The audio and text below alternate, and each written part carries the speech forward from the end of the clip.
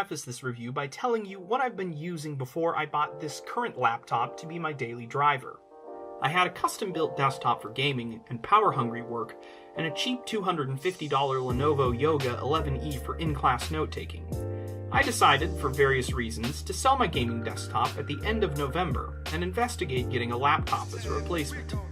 I initially was looking at gaming laptops, but I found them to be the worst of both worlds for me. Annoyingly loud and on the lower end of what is considered acceptable gaming performance, that is unless you're willing to drop over 3K for a 1080 Max Q, but bulky and with a middling battery life that makes toting to class and taking notes all day away from home a challenge as well. Then Razer announced the latest quad-core blade stealth, and my focus turned to the world of modern ultrabooks.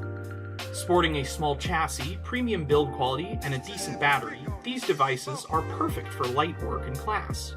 But now, with the 8th gen Intel Core U series, you can also get true quad cores and have decent performance in workstation tasks. As a gamer, the final piece of the puzzle is the USB-C ports with Thunderbolt 3. External GPUs promise a type of gaming that is portable, but also high frame rate and great quality. Razer's latest stealth is not what I chose though.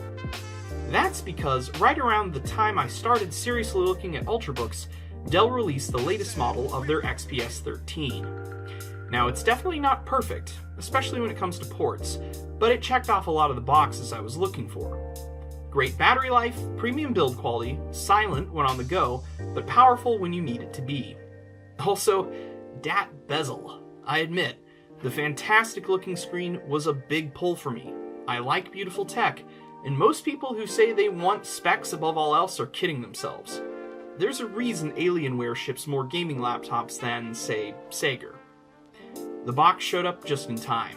I'd been living on the cheapo Lenovo for 3 months, and it was really starting to wear on me. Then, the day after I ordered my XPS with most of the trimmings, 16 gigs of RAM, i7, 4K touchscreen, and a 512 gig SSD, the Lenovo died in the middle of a BIOS update and is bricked unless I choose to send it back in for repairs. I had to finish one of my class essays on my OnePlus 3T in the Word app. Never again. The unboxing experience is nice.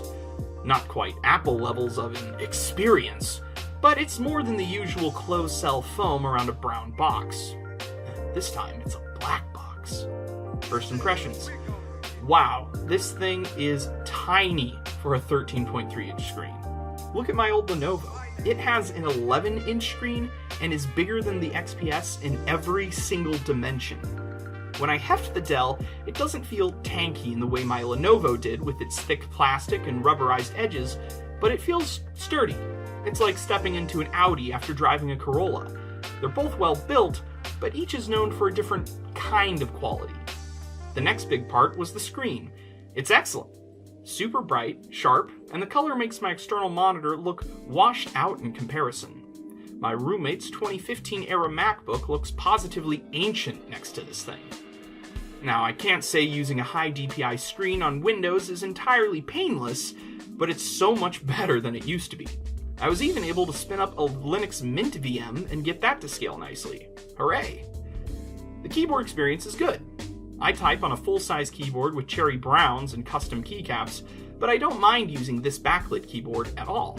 Some people may balk at the half-height arrow keys, but Dell put a nice bevel between the half-height rows, so you can easily feel the keys apart. And also, note the small size. They didn't have as much to work with as other competing laptops.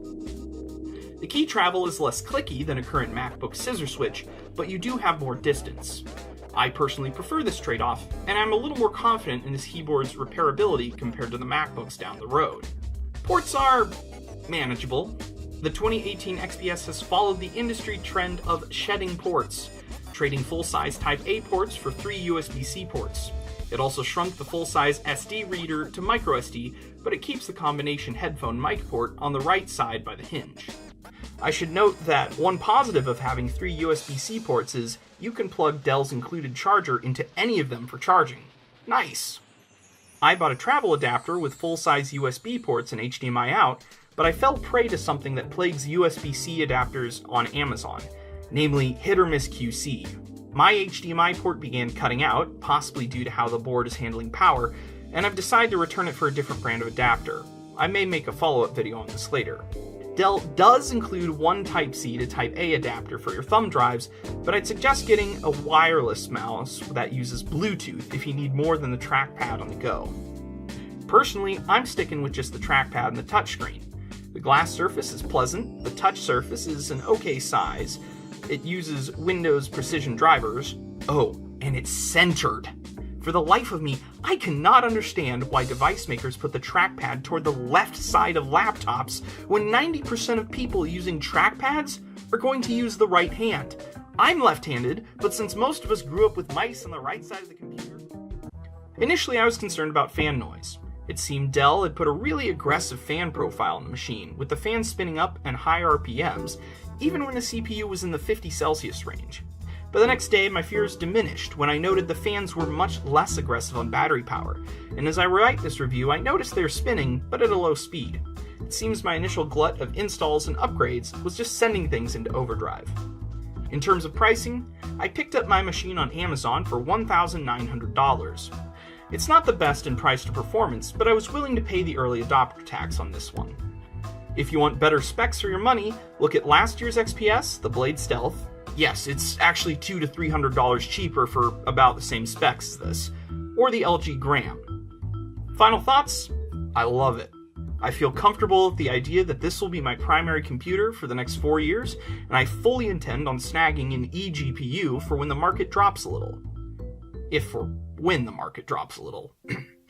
Using this laptop reminds me of why I like tech, because when it's done well and you're willing to pay for it, modern computers really have it all. I was struck by a memory of helping my grandma set up her old, thick, beige HP laptop to use her home internet about 10 years ago. The screen was small, dim, and had washed out color. The trackpad was maybe 2 inches on its longest side, and didn't register touches every single time. The machine ran Windows XP, but only barely. I thought to myself then that I'd never use a laptop as my primary computer. Well, today, thanks to the XPS, I am.